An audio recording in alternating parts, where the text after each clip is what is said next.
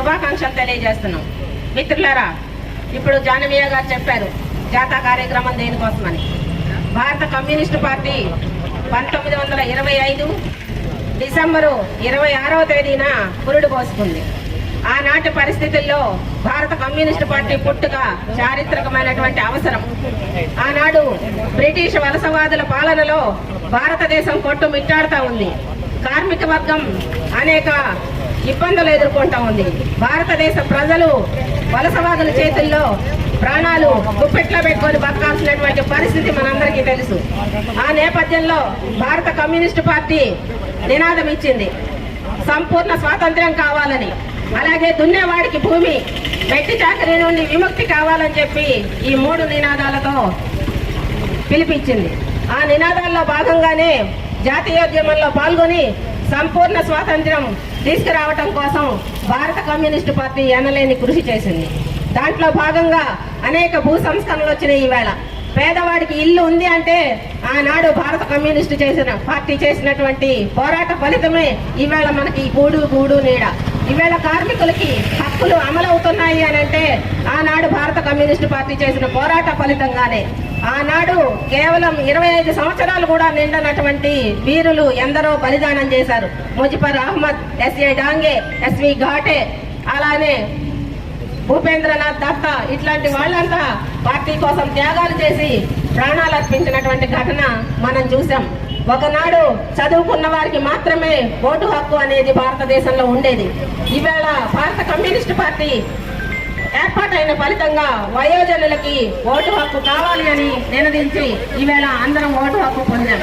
అదే నేపథ్యంలో ప్రజలందరూ అనేక సమస్యలతో ఇబ్బందులు పడుతూ ఉన్నారు అని చెప్పి విద్యార్థి, యువజన, కార్మిక, మహిళ, రైతుల సంఘాలు ఏర్పాటు చేసి మేధావుల సంఘాలు, శాంతి సంఘీభావ సంఘాలు, రకరకాల ఉద్యోగ సంఘాలన్నీ ఏర్పాటు చేసి ప్రజల సమస్యల కోసం పరిష్కారం చూపినటువంటిది భారత కమ్యూనిస్టు పార్టీ. ప్రజలందరినీ ఆనాడు ఐక్యం చేసింది.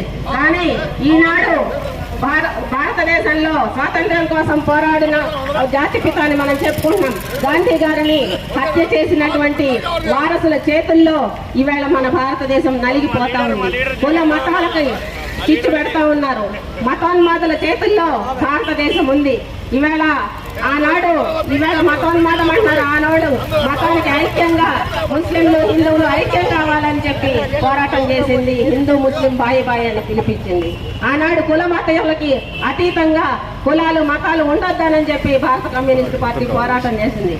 ఆనాడు అనేక పోరాటాలు చేసి ఈనాడు విశాఖ ఉక్కు మన కళ్ళ ముందే ఉంది.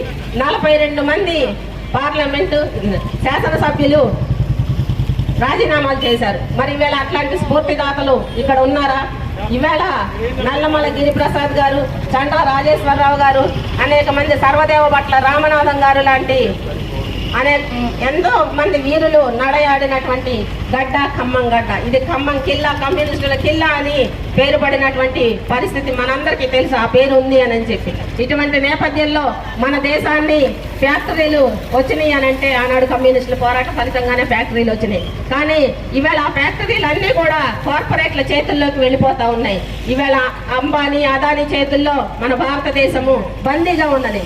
ఆ బందీ నుంచి విడిపించుకోవాలని చెప్పి భారత కమ్యూనిస్టు పార్టీ ఒక పెద్ద లక్ష్యాన్ని తీసుకుంది. ఆ లక్ష్యం మళ్ళీ భారత ప్రజల చేతుల్లోకి భారతదేశం రావాలి, ప్రజల చేతుల్లోనే భారతదేశం ఉండాలి, కార్పొరేట్ వ్యక్తుల చేతుల్లోని, మతోన్మాదుల చేతుల్లోని భారతదేశం నుంచి విడిపించాలి అనే లక్ష్యంతో ఈవేళ 100 సంవత్సరాలు పూర్తి చేసుకుని దిగ్విజయంగా 100 సంవత్సరాల ముగింపు ఉత్సవాలు జనవరి 18వ తేదీన ఖమ్మం నడిబొడ్డు నగరంలో జరగబోతూ ఉన్నాయి. ఈ ఉత్సవాలకు 40 దేశాల నుంచి ప్రతినిధులు వస్తున్నారు, కమ్యూనిస్టు పార్టీ లీడర్లు. భారతదేశం 29 రాష్ట్రాల నుంచి మన నాయకులు వస్తూ ఉన్నారు. వాళ్ళు 4 రోజులు ఇక్కడే బస చేస్తూ ఉన్నారు. వాళ్ళందరికీ మనం ఘనమైన స్వాగతం పలకాల్సినటువంటి అవసరం ఉంది. వాళ్ళందరి సేవల్ని మనం గుర్తించాల్సినటువంటి అవసరం ఉంది. భారత కమ్యూనిస్టు చేసినటువంటి పోరాటాలని మనం గమనంలో పెట్టుకొని భవిష్యత్తులో కమ్యూనిస్టు పార్టీలు లేకపోతే మనుగడ ప్రజలకు ఉండదు అని చెప్పి కమ్యూనిస్టు పార్టీ చెప్తా ఉంది. అన్ని కమ్యూనిస్టు పార్టీలని ఐక్యం చేయడం కోసం సిపిఐ కట్టుబడి ఉంది. ఆ ఐక్యత కోసమే ఈ రోజు ఖమ్మం నడిబొడ్డున భారతదేశ వ్యాప్తంగా 100 సంవత్సరాల ముగింపు ఉత్సవాల సభలో పాల్గొనడం కోసం ఖమ్మం నగరం, ఖమ్మం జిల్లా, వివిధ జిల్లాలు రాష్ట్రాల నుంచి కూడా మేము సైతం అని ఈ సభలో పాల్గొనటం కోసం ప్రజలు ఎంత ఉవ్విళ్ళు ఊరుతూ ఉన్నారు. దాంట్లో భాగంగా మనమందరం కూడా మేము సైతం అని చెప్పి కార్యక్రమంలో మనందరం పాల్గొందామని ఈ అవకాశం ఇచ్చినటువంటి